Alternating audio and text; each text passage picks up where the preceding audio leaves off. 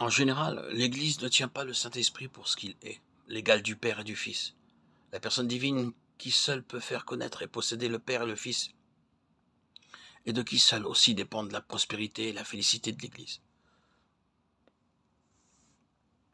La Réformation a affranchi l'Évangile de Christ de la grave erreur qui fait dépendre le salut de la justice de l'homme. Et pour cela, elle avait dû appuyer surtout sur la libre grâce de Dieu.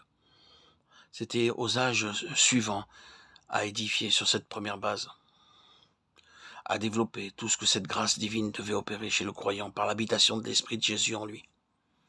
Mais l'Église s'est contentée de ce qu'elle avait déjà reçu, et jusqu'à présent, la doctrine du Saint-Esprit et de sa puissance vivifiante pour éclairer et sanctifier n'a pas occupé la place qu'elle devait avoir, soit dans l'enseignement, soit dans la vie. Quand on parcourt l'histoire de l'Église, on voit combien de vérités importantes et clairement révélées dans l'Écriture ont été négligées pendant des siècles.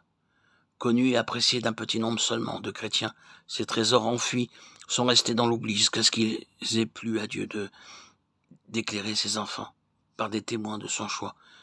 Même dans la Réforme, pendant combien d'années, la doctrine du Saint-Esprit et de son action dans la conversion de son habitation dans le cœur du croyant est restée presque inconnue. Plus d'un chrétien sérieux pourrait dire ce qu'avouait un jeune croyant, d'ailleurs plein d'intelligence. Je crois comprendre l'œuvre du Père et du Fils et m'en réjouir, mais je ne vois guère quelle place occupe l'Esprit.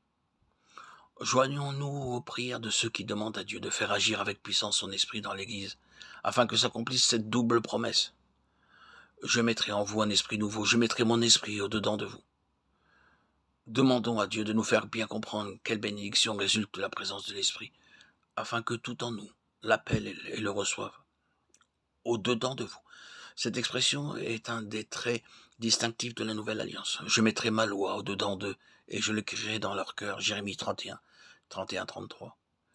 Dieu avait créé le cœur de l'homme pour y habiter. Le péché y entra et le souilla. Pendant 4000 ans, l'Esprit de Dieu chercha à en reprendre possession. Par l'incarnation de Christ et son expiation, la rédemption fut accomplie et le royaume de Dieu fut fondé. Jésus a pu dire « Le royaume des cieux est proche » Matthieu 17. Le royaume de Dieu est à vous Luc 6-20. C'est au-dedans de nous que nous devons chercher l'accomplissement de la nouvelle alliance, qui ne consiste point en ordonnance, mais qui est la vie même. La loi et la crainte de Dieu doivent être à jamais gravées dans notre cœur, et l'esprit même de Christ doit être en nous, puissance de vie. Ce n'est pas seulement au calvaire ou à la résurrection ou sur le trône de Dieu que doit se voir la gloire du Christ vainqueur, c'est aussi dans notre cœur. C'est au-dedans de nous, oui, au-dedans de nous, que se manifeste la véritable gloire de sa rédemption. Au-dedans de nous, dans la partie la plus intime de notre être, se trouve le sanctuaire qui recèle l'arche de l'Alliance.